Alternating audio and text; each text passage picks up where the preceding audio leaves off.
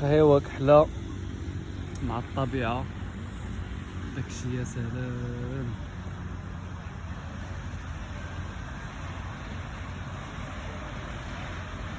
شكون فيكم اللي يعرف هاد البلاصة هادي؟ هادي الجوطية الجوطية ديال طنجة حدا حومة السوق، لاصقة عليها مع قهوة بطبيعة الحال، داكشي يا سلام.